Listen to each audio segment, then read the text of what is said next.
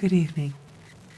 Tonight's story is the Native American myth of the Child of the Evening Star, as edited by William T. Larned and published in 1921. It is a peaceful, magical story with a lovely ending. No spoilers. Now, let's open our imaginations and begin. Once upon a time, on the shores of the great lake Gitchigumi, there lived a hunter who had 10 beautiful young daughters. Their hair was dark and glossy as the wings of the blackbird, and when they walked or ran it was with the grace and the freedom of the deer in the forest. Thus it was that many suitors came to court them, brave and handsome young men, straight as arrows, fleet of foot, who could travel from sun to sun without fatigue. They were sons of the prairie, wonderful horsemen who would ride at breakneck speed without saddle or stirrup. They could catch a wild horse with a noose, tame him in a magical way by breathing into his nostrils, then mount him and gallop off as if he had always been ridden. There were also those who came from afar in canoes across the waters of the great lake, canoes which shot swiftly along, urged by the strong, silent sweep of the paddle. All of them brought presents with which they hoped to gain the father's favor.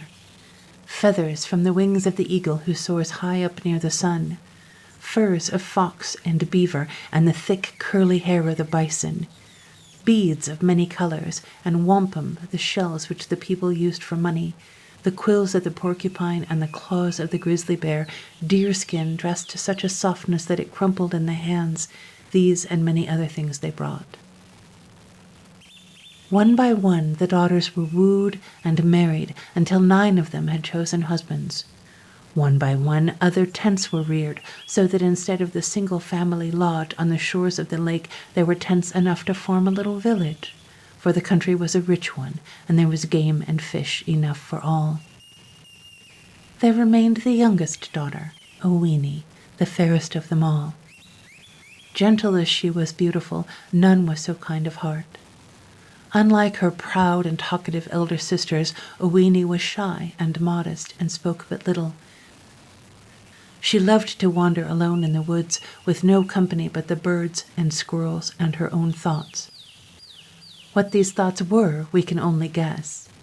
From her dreamy eyes and sweet expression, one could but suppose that nothing selfish or mean or hateful ever came to her mind. Yet Owini, modest though she was, had a spirit of her own. More than one suitor had found this out. More than one conceited young man, confident that he could win her, went away crestfallen when Owini began to laugh at him. The truth is, Owini seemed hard to please. Suitor after suitor came, handsome, tall young men, the handsomest and the bravest in all the country round. Yet this fawn-eyed maiden would have none of them. One was too tall, another too short, one too thin, another too fat. At least, that was the excuse she gave for sending them away. Her proud sisters had little patience with her. It seemed to be questioning their own taste, for Owini, had she said the word, might have gained a husband more attractive than any of theirs. Yet no one was good enough. They could not understand her, so they ended by despising her as a silly and unreasonable girl. Her father, too, who loved her dearly and wished her to be happy, was much puzzled. "Tell me, my daughter," he said to her one day, "is it your wish never to marry? The handsomest young men in the land have sought you in marriage, and you have sent them all away, often with a poor excuse. Why is it?" Owini looked at him with her large, dark eyes. "Father," she said at last, "it is not that I am willful, but it seems somehow as if I had the power to look into the hearts of men. It is the heart of a man and not his face that really matters, and I have not yet found one youth who, in this sense, is really beautiful." Soon after, a strange thing happened. There came into the little village a man named Oseo, many years older than Owini. He was poor and ugly too, yet Owini married him. How the tongues of her 9 proud sisters did wag! Had the spoiled little thing lost her mind, they asked. Oh, well, they always knew she would come to a bad end, but it was pretty hard on the family. Of course they could not know what Owini had seen at once, that Osseo had a generous nature and a heart of gold, that beneath his outward ugliness was the beauty of a noble mind and the fire and passion of a poet. That is why Owini loved him. Knowing, too, that he needed her care, she loved him all the more. Now, though Owini did not suspect it, Osseo was really a beautiful youth on whom an evil spell had been cast. He was, in truth, the son of the king of the evening star, that evening star which shines so gloriously in the western sky, just above the rim of the earth as the sun is setting. Often in a clear evening it hung suspended in the purple twilight like some glittering jewel. So close it seemed, and so friendly, that the little children would reach out their hands, thinking that they might grasp it ere it was swallowed by the night, and to keep it always for their own. But the older ones would say, "Surely it must be a bead on the garments of the Great Spirit as he walks in the evening through the garden of the heavens." Little did they know that the poor, despised Osseo had really descended from that star, and when he too stretched out his arms toward it and murmured words they could not understand, they all made sport of him. There came a time when a great feast was prepared in a neighboring village, and all of Owini's kinsfolk were invited to attend. They set out on foot, the 9 proud sisters with their husbands, walking ahead, much pleased with themselves and their finery, and all chattering like magpies. But Owini walked behind in silence, and with her walked Osseo. The sun had set. In the purple twilight, over the edge of the earth, sparkled the evening star. Osseo, pausing, stretched out his hand toward it as if imploring pity, but when the others saw him in this attitude they all made merry, laughing and joking and making unkind remarks. "Instead of looking up at the sky," said one of the sisters, "he had better be looking on the ground, else he may stumble and break his neck." Then, calling back to him, she cried, "Look out! Here's a big log. Do you think you can manage to climb over it?" Osseo made no answer, but when he came to the log, he paused again. It was the trunk of a huge oak tree blown down by the wind. There it had lain for years, just as it fell, and the leaves of many summers lay thick upon it. There was one thing, though, the sisters had not noticed. The tree trunk was not a solid one, but hollow, and so big around that a man could walk inside it from one end to the other without stopping. But Osseo did not pause because he was unable to climb over it. There was something mysterious and magical in the appearance of the great hollow trunk, and he gazed at it a long time as if he had seen it in a dream and had been looking for it ever since. "What is it, Osseo?" asked Owini, touching him on the arm. "Do you see something that I cannot see?" But Osseo only gave a shout that echoed through the forest and leapt inside the log. Then, as Owini, a little alarmed, stood there waiting, the figure of a man came out from the other end. Could this be Osseo? Yes, it was he, but how transformed! No longer bent and ugly, no longer weak and ailing, but a beautiful youth, vigorous and straight and tall. His enchantment was at an end. But the evil spell had not been wholly lifted after all. As Osseo approached, he saw that a great change was taking place in his loved one. Her glossy black hair was turning white, deep wrinkles lined her face. She walked with a feeble step, leaning on a staff. Though he had regained his youth and beauty, she, in turn, had suddenly grown old. "Oh, my dearest one," he cried, "the evening star has mocked me in letting this misfortune come upon you. Better far had I remained as I was. Gladly would I have borne the insults and laughter of your people rather than you should be made to suffer." "As long as you love me," answered Owini, "I am perfectly content. If I had the choice to make, and only one of us could be young and fair, it is you that I would wish to be beautiful."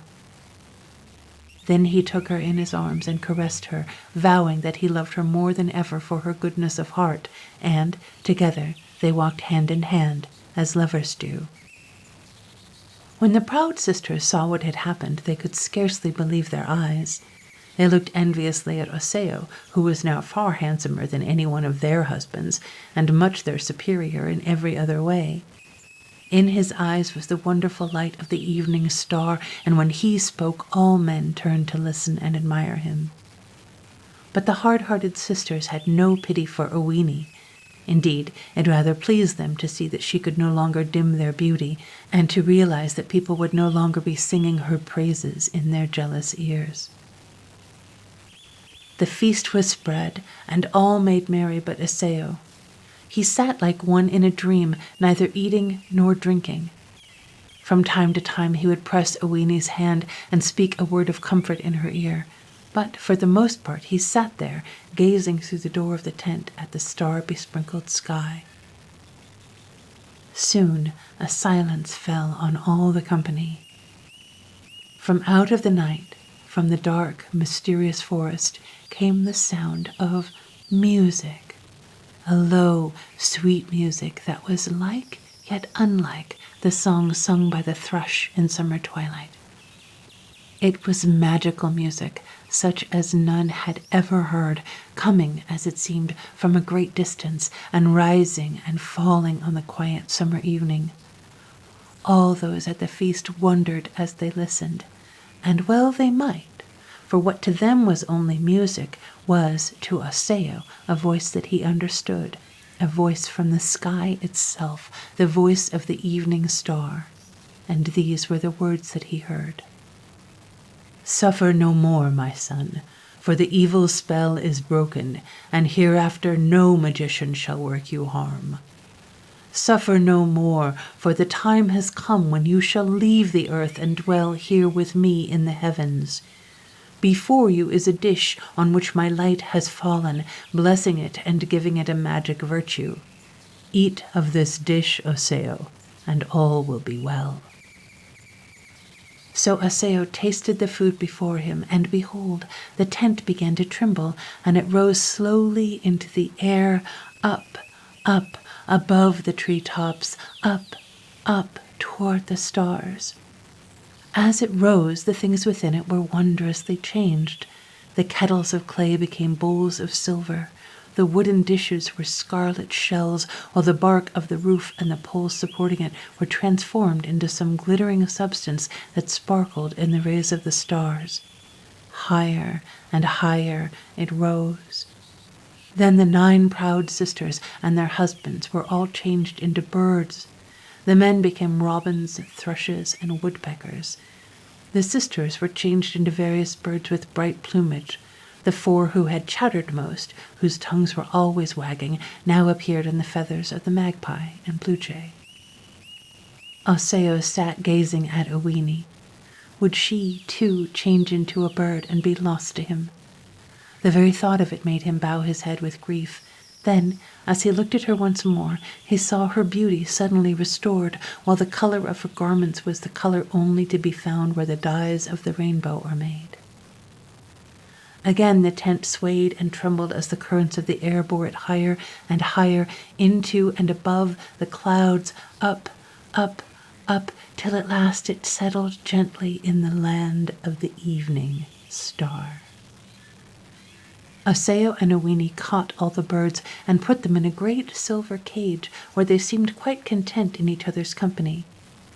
Scarcely was this done when Osseo's father, the king of the evening star, came to greet them. He was attired in a flowing robe spun from stardust, and his long white hair hung like a cloud upon his shoulders.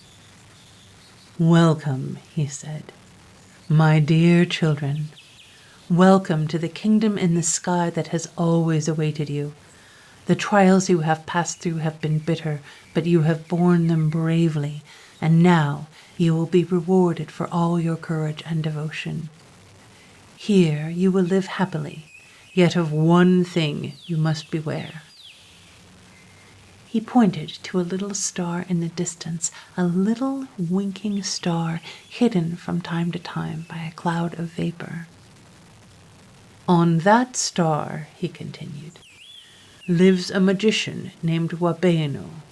He has the power to dart his rays like so many arrows at those he wishes to injure. He has always been my enemy. It was he who changed Aseo into an old man and cast him down upon the earth. Have a care that his light does not fall upon you. Luckily, his power for evil has been greatly weakened, for the friendly clouds have come to my assistance and form a screen of vapor through which his arrows cannot penetrate. The happy pair fell upon their knees and kissed his hands in gratitude. But these birds, said Aseo, rising and pointing to the cage, is this also the work of Wabeno, the magician? No, answered the king of the evening star.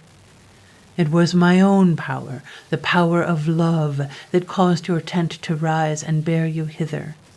It was likewise by my power that the envious sisters and their husbands were transformed into birds. Because they hated you and mocked you and were cruel and scornful to the weak and the old, I have done this thing. It is not so great a punishment as they deserve. Here in the silver cage they will be happy enough, proud of their handsome plumage, strutting and twittering to their heart's content. Hang the cage there at the doorway of my dwelling. They shall be well cared for. Thus it was that Aseo and Uini came to live in the kingdom of the evening star, and as the years passed by, the little winking star where Wabeno, the magician, lived grew pale and paler and dimmer, till it quite lost its power to harm. Meanwhile, a little son had come to make their happiness more perfect, a charming boy with the dark, dreamy eyes of his mother and the strength and courage of Aseo. It was a wonderful place for a little boy to live in, close to the stars and the moon, with the sky so near that it seemed a kind of curtain for his bed, and all the glory of the heavens spread out before him. But sometimes he was lonely, and wondered what the earth was like, the earth his father and mother had come from. He could see it far, far below, so far that it looked no bigger than an orange, and sometimes he would stretch out his hand toward it, just as the little children on earth stretch out their hands for the moon. His father had made him a bow with little arrows, and this was a great delight to him. But still he was lonely, and wondered what the little boys and girls on earth were doing, and whether they would be nice to play with. The earth must be a pretty place, he thought, with so many people living on it. His mother had told him strange stories of that faraway land, with its lovely lakes and rivers, its great green forests where the deer and the squirrel lived, and the yellow rolling prairies swarming with buffalo. These birds, too, in the great silver cage had come from the earth, he was told, and there were thousands and thousands just like them, as well as others even more beautiful that he had never seen at all, swans with long curved necks that floated gracefully on the waters, whippoorwills that called at night from the woods, the robin redbreast, the dove, and the swallow. What wonderful birds they must be. Sometimes he would sit near the cage, trying to understand the language of the feathered creatures inside. One day a strange idea came into his head. He would open the door of the cage and let them out. Then they would fly back to earth, and perhaps they would take him with them. When his father and mother missed him, they would be sure to follow him down to the earth, and then he couldn't quite see just how it would all end, but he found himself quite close to the cage, and the first thing he knew, he had opened the door and let out all the birds. Round and round they flew, and now he was half sorry and a little afraid as well. If the birds flew back to earth and left him there, what would his grandfather say? "Come back! Come back!" he called. But the birds only flew around him in circles and paid no attention to him. At any moment they might be winging their way to earth. "Come back, I tell you!" he cried, stamping his foot and waving his little bow. "Come back, I say, or I'll shoot you!" Then, as they would not obey him, he fitted an arrow to his bow and let it fly. So well did he aim that the arrow sped through the plumage of a bird, and the feathers fell all around. The bird itself, a little stunned but not much hurt, fell down, and a tiny trickle of blood stained the ground where it lay. But it was no longer a bird with an arrow in its wing. Instead, there stood in its place a beautiful young woman. Now, no one who lives in the stars is ever permitted to shed blood, whether it be of man, beast, or bird. So, when the few drops fell upon the evening star, everything was changed. The boy suddenly found himself sinking slowly downward, held up by invisible hands, yet ever sinking closer and closer to the earth. Soon he could see its green hills and the swans floating in the water, till at last he rested on a grassy island in a great lake. Lying there and looking up at the sky, he could see the tent descending too. Down it softly drifted, till it in turn sank upon the island, and in it were his father and mother, Osseo and Owini, returned to earth to live once more among men and women and teach them how to live. For they had learned many things in their life upon the evening star, and the children of earth would be better for the knowledge. As they stood there, hand in hand, all the enchanted birds came fluttering after, falling and fluttering through the air. Then, as each one touched the earth, it was no longer a bird they saw, but a human being. A human being, yet not quite as before, for now they were only dwarves, little people, pukwudges, as they would be called. Happy little people they became, seen only by a few. Fishermen, they say, would sometimes get a glimpse of them, dancing in the light of the evening star of a summer night on the sandy, level beach of the Great Lake.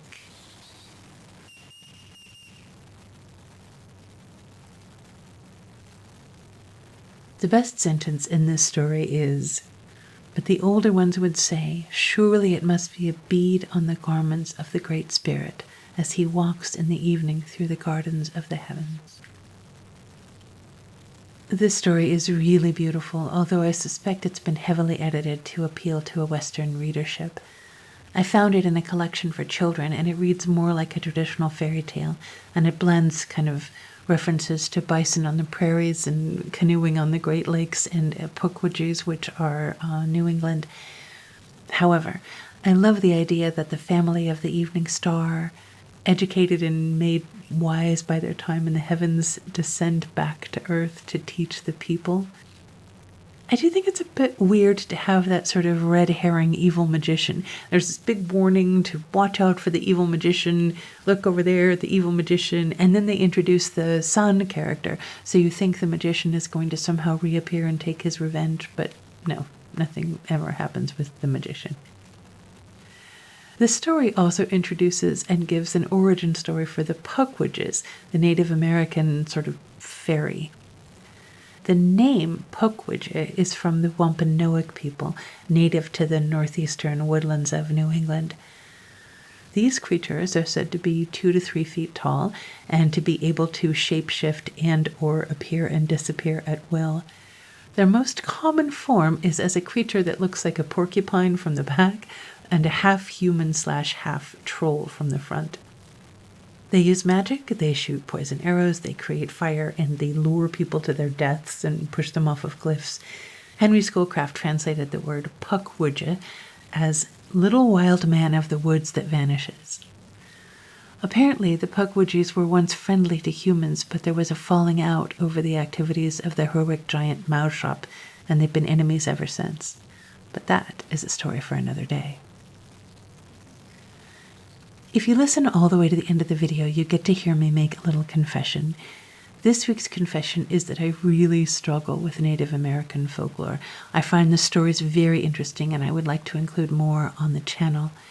However, I am specifically looking at very old literature that is in the public domain, and every time that I start looking closely at the folklorists and the researchers and the editors who have collected these volumes, their framework and their points of reference and their cultural context, I find that these men present the stories in a way that I don't feel very good about. And as people, they have said and done things that I don't necessarily want to promote or perpetuate, even if you keep in mind that this was an earlier time and blah, blah, blah, blah, blah. And this makes it really hard for me to honor the source material in the way that I normally would. And it really complicates doing the research and trying to attribute everything correctly. It's the exact same problem, of course, with African literature, only much worse. And of course, modern research and scholarship is much more respectful and presents things in a more accurate context, but all of those works are still under copyright. And although I could claim like fair use for the purposes of this channel, I really don't want to get into any copyright issues at all.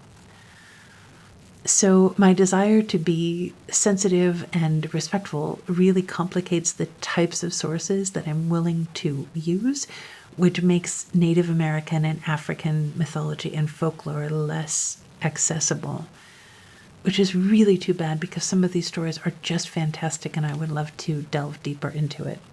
I don't know how to walk that line correctly. But speaking of fantastic, if you like fantastic stories from around the world and you want more odd, obscure, and weird literature in your life, you should subscribe to this channel and choose notifications so you don't miss anything. Thank you so much for liking this video and dropping me a comment below. I love hearing what you guys have to say, and I will see you next week.